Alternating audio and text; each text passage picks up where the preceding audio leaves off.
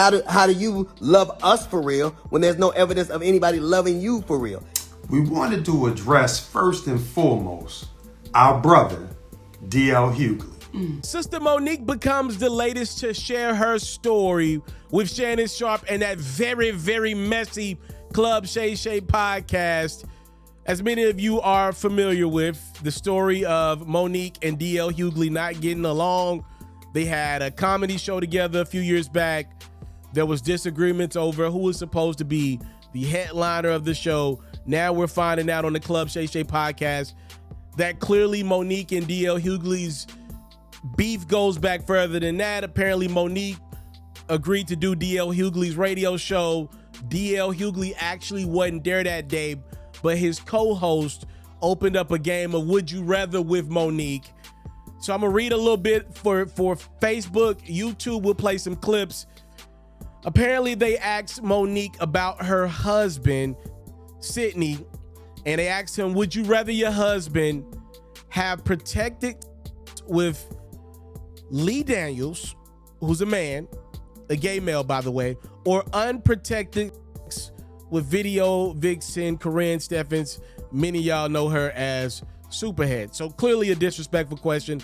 According to Monique, after that question was asked, she actually reached out to D.L. Hughley, said, yo, bro, your team, y'all tripping, man. Y'all wild, and y'all asking me some real disrespectful stuff.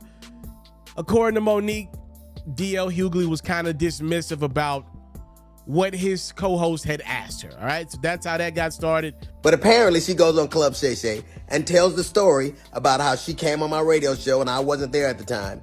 And my co-host Jasmine Sanders played a game that we played all the time with everybody called Would You Rather. She apparently was so offended by that she said she got off. She called me.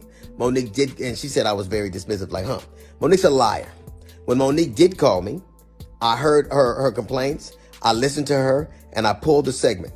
So if I had been as dismissive as she alleges I was, that segment would have aired. It didn't, because I respected her wishes. She's a liar. And we are firm believers on what is right and what is wrong. Yes. So we got to start off by saying there was an inaccuracy as it regards Monique saying that there was a cease and desist.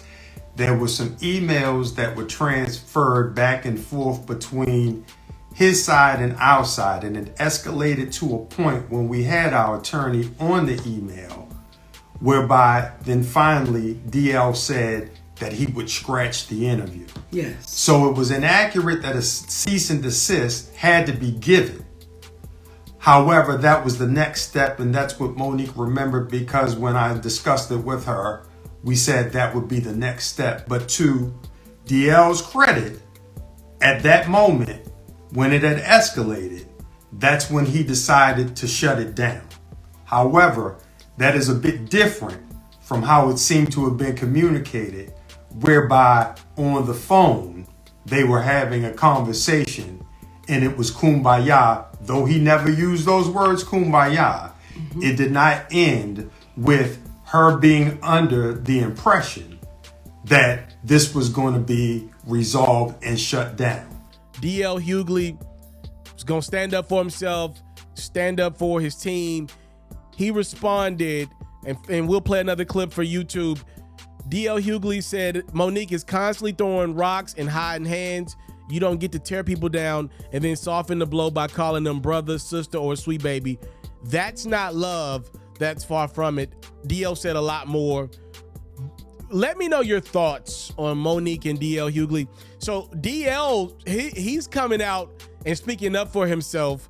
Obviously, some of the other people that Monique spoke about, the Kevin Harts of the world, the Tyler Perrys of the world, the Oprah Winfrey's of the world, let's be honest, them folks so rich, I don't think they're going to respond, if we're being honest. If anything, they're going to respond with some paperwork and a lawyer. But other than that, I don't know if we'll get more responses from Monique in the immediate future. She said a mouthful, like Cat Williams said a mouthful. D.L. Hughley put a question out there, and he put a statement out there. So we're going to ask the people, what do y'all think about the recent interview of Monique and the recent interview of Cat Williams, obviously, that went viral at the top of 2024? these comedians that clearly left money on the table. I think that's clear as day. Cat Williams and Monique both feel like they were wronged by other entities in Hollywood. Y'all let me know. DL Hughley's pretty much saying, yo, y'all victims. And in y'all stories, y'all always quick to call out the people that are more successful than you, but how come y'all never look in the mirror and at least own up to something that y'all did? I think that's the thing that turns me off personally to these stories. I'm not saying there's not truth in what Kat said, what Monique says. My only thing is, how come it's always everybody else's fault? If I seen a little more accountability, for me personally, I think these stories will be received a lot better. I'm not saying that they lying in these stories. Obviously, these people sound really passionate about it, but they're going into these scenarios clearly feeling as if though they're already the victim before something happens. So y'all let me know. Time, love, and support. Do you look at Monique as somebody who's just been wronged by Hollywood? Or do you feel as if though Monique and her daddy are not being accountable for some of their actions? DL Hughley clearly thinks the latter. Time, love, and support is what your boy will never take for granted. You're not going to want to go anywhere. The next conversation we have on this platform is going to be about DL Hughley and Shannon Sharpe. He did make a comment about that Club Shay Shay podcast. We're going to have that conversation next. I'm out. I want to salute you, homie, for building your own thing and doing your own thing. Why build theirs when I believe I can build my own? You've already done it, or I wouldn't be here. I'm already the only elite sports and music journalist in the game today. My goal is simple, to be the best there's ever been. So, please don't go. Make sure you subscribe and follow the journey. It truly means everything to me. I tell stories. I talk music. I cover sports. I am culture. I am FERRO.